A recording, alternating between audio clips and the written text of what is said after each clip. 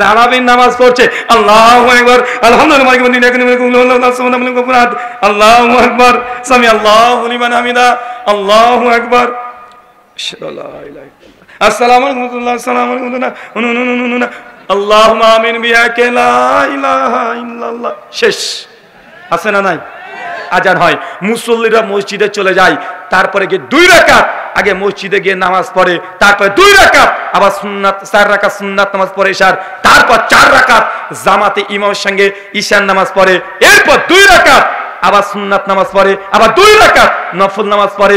এরপর ইমাম সাহেব বলে যে শোনেন এখন তারাবি শুরু হবে, আপনারা দ্রুত নিয়াত করে নেন। মুসল্লিও রেডি, হ্যাঁ তারাবি রেডি, একদম জাল লুঙ্গি টুঙ্গি যা বাঁধার বেঁধে নিয়ে, যদি কাঁধে যদি কোনো চাদর থাকে নিচে রেখে দে। রেডি তো? হ্যাঁ রেডি, সবাই রেডি। মানে যে হুজুর একটু আগে 4 রাকাত আমাদেরকে এশার নামাজ পড়িয়েছে, কত চমৎকার করে, কত সুন্দর কিরাত করে, চমৎকার হবে রুকু সিজদা সব ঠিক ছিল, চমৎকার করে পড়ায় কি পড়ায় না? যখন এশার নামাজ পড়াচ্ছে আল্লাহু আকবার, মানে তাকবীর দিতে 3 সেকেন্ড সময় নাই, নাই কি নাই না? তারপরে কমপক্ষে সানা, তাদের বানোয়াট নিয়াত সবগুলো নিয়ে আরো কমপক্ষে 30 সেকেন্ড সময় বিরতি দেয়, তারপরে চমৎকার কণ্ঠে আলহামদুলিল্লাহি রাব্বিল আলামিন, সুন্দর টান। আছে না নাই? কিন্তু ঈশান নামাজ যখন শেষ, যখন ইমাম সাহেব বলে এবার হবে তারাবি, মানুষ রেডি। তারাবি মানে এখন রেডি হয়ে যাও, যা পারবা, যত স্পিড আছে 4-5 নাম্বার গিয়ারে দিয়ে এখন দাঁড়িয়ে থাকতে হবে, কারণ নামাজ হবে না, এখন শুধু কান ধরে উঠবস করা হবে। আছে না নাই কথা বলে? তারাবির নামাজ পড়ছে আল্লাহু আকবার আলহামদুলিল্লাহ আল্লাহু আকবার সামি আল্লাহু লিমান হামিদা আল্লাহু আকবার আসসালামু আলাইকুম আসসালামু আলাইকুম আল্লাহুম্মা আমিন বিহাকে লা ইলাহা ইল্লাল্লাহ। শেষ। আছে না নাই? মানে 4 রাকাত করে তারাবি কমপক্ষে 5 বার বৈঠক দিয়ে তারাবির সালাত আদায় করছে। 4 রাকাত পর একবার মাথায় হাত আর একবার ফ্রিতে মুনাজাত, কমপক্ষে 5 বার মুনাজাত করে এরপর বলছে এবার হবে বিতরের নামাজ। বিতরের নামাজ পড়াছে, এরপর আবার বসে বসে 2 রাকাত নফল নামাজ পড়ে কি পড়ে না? মসজিদ ঢুকেছে 8টা 15 মিনিটে, মসজিদের জামাত শেষে মানুষ মসজিদ থেকে বেরিয়ে যাচ্ছে 9টা বাজে 5 অথবা 10 মিনিটে, মানে 35 মিনিট সময় নামাজ পড়েছে 39 রাকাত। কি আপনাদের বাংলাদেশে এমন হয়? মানে 35 মিনিট সময় বা 40 মিনিট সময়ে 39 রাকাত নামাজ। আরে অনেক ক্ষেত্রে দেখা যায় আমরা ইয়াং, আমাদের বয়স বেশি না, কেবল 30-এর ঘরে পা দিয়েছি, কিন্তু যেসব চাচাদের বয়স 60, মানে 1 পা কবরে আর 1 পা কলা ছতরে, যখন তখন চলে যেতে পারে, এই চাচাদের তারাবির কি হালাত হয় বলেন তো? মানে ইমাম সাহেব এত জোরে তারাবির নামাজ পড়ে রুকু থেকে সিজদায় চলে যায়, চাচার মাজা ব্যাকা করতে করতে মানে রুকুতে যেতে যেতে ইমাম সাহেবের উঠে ওর 1 সিজদা হয়ে যায়। আছে না নাই কথা বলেন? ভাই আমি যে গতিতে সালাত আদায় করতে পারবো, ওই 60-70 বছর চাচারা জামাতে অত গতিতে পড়তে পারবে? মানে ওই চাচার আত্মীয়াত শেষ হয়, দুরুদই শেষ হয়নি, আত্মীয়াত দূর কি বাত, কিন্তু হুজুরের ইমামের সালাম ফেরানো হয়ে গেছে। আছে না নাই? তার মানে এটা আমাদের তারাবির নামাজ নয়, এটা তাড়াতাড়ি নামাজ। আল্লাহ এই ইবাদত দেখতে চায় না।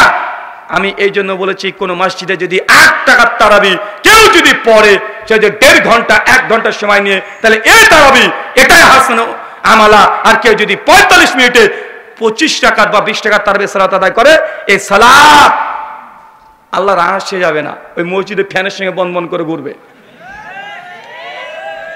আবার কেউ যদি 8 টাকার তারাবি পড়ে মাত্র 15 মিনিটে, এমন মুসল্লি আছে না নাই? তো তোমার 8 টাকা তারাবি পড়ার দরকার নেই, তোমার জন্য তারাবি না। তারাবি মানে সময় নিয়ে ধীর স্থির ভাবে অনেক সুন্দর করে মনের মতো নামাজ আদায় করবে, এটা নাম তারাবি। আল্লাহ দেখতে চাই আহসানু আমালা, উত্তম আমল। কত রাকাত নামাজ পড়ছেন এটা আল্লাহ চায় না, আপনি কতক্ষণ রুকুতে আছেন সিজদে আছেন, আল্লাহ এটাই চায়। কিন্তু আমরা বাঙালি তো, আমরা শর্টকাটে জান্নাত যেতে চাই, বেশি বেশি করে ভাবছি আমি জান্নাত চলে যাব। আছে না নাই? এই যে কয়দিন আগে শবে বরাত চলে গেল না, মানুষ বলছে কত রাকাত নামাজ পড়েছিস? আমি 86 রাকাত পড়েছি। বাপ রে বাপ, তুই কত পড়েছিস? বলছে আমি ভাই বেশি পারিনি, আর একবার তো 150 রাকাত পড়েছি, এবার মাত্র 120 রাকাত পড়েছি। ও ভাবছে যে 120 রাকাত নামাজ পড়লে আল্লাহ তার জান্নাতে একদম ঢুকিয়ে দেবে। এমন বিশ্বাস আছে না নাই? মানুষকে আমরা এখনো বিশ্বাস করাতে পারি নাই, বোঝাতেই পারি নাই। ভাই আহসানু আমালা মানে কত কত বেশি আমল করলেন, এটা অনুবাদ নয়। আহসানু আমালা মানে কতটুক সুন্দর করে আপনি ইবাদত করছেন, এটাই গুরুত্বপূর্ণ। একটা উদাহরণ দিই, বুঝতে পারবেন। আমার আছে 1 কোটি টাকা, এই চাচার আছে ধরেন মাত্র 1 লাখ টাকা, দুজনই দানের কম্পিটিশন করছি।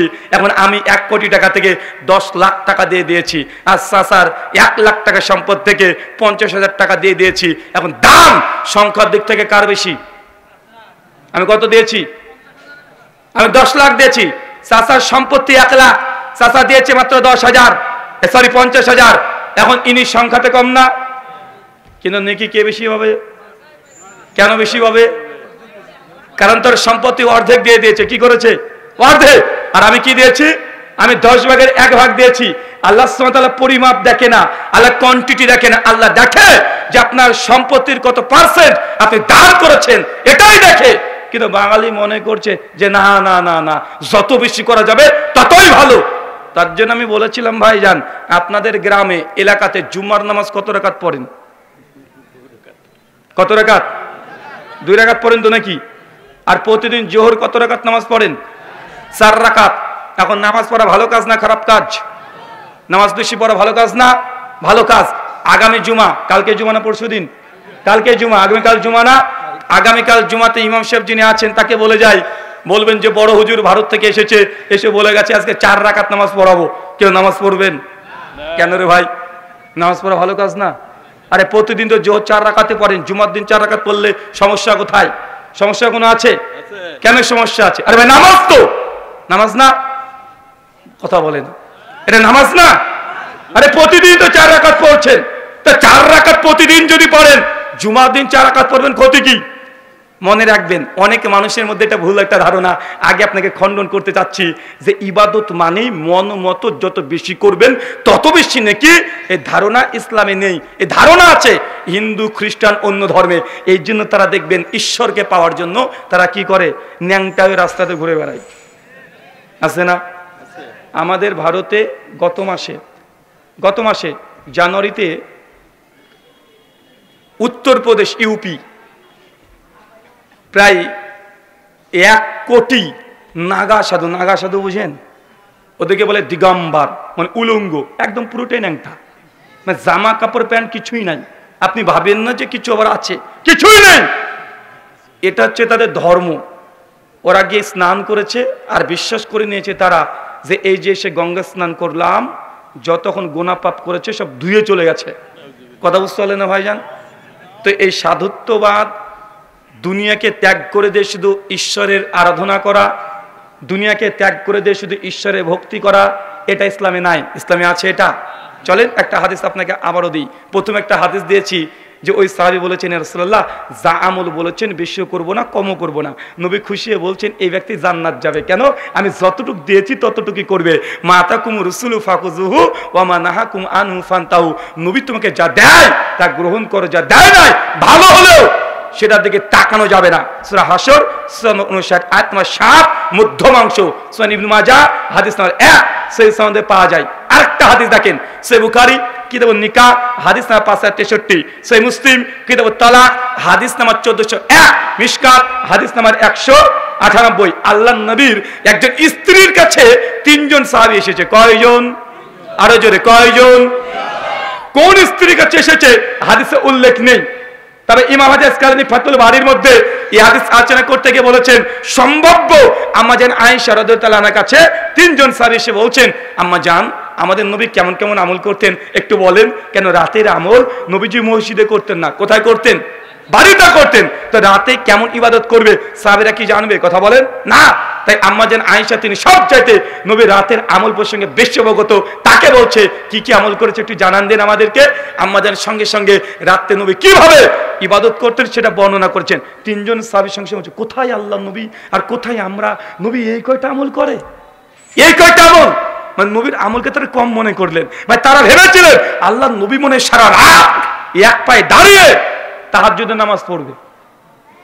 ভাই এমন বুজুর্গ আছে না নাই? আছে না?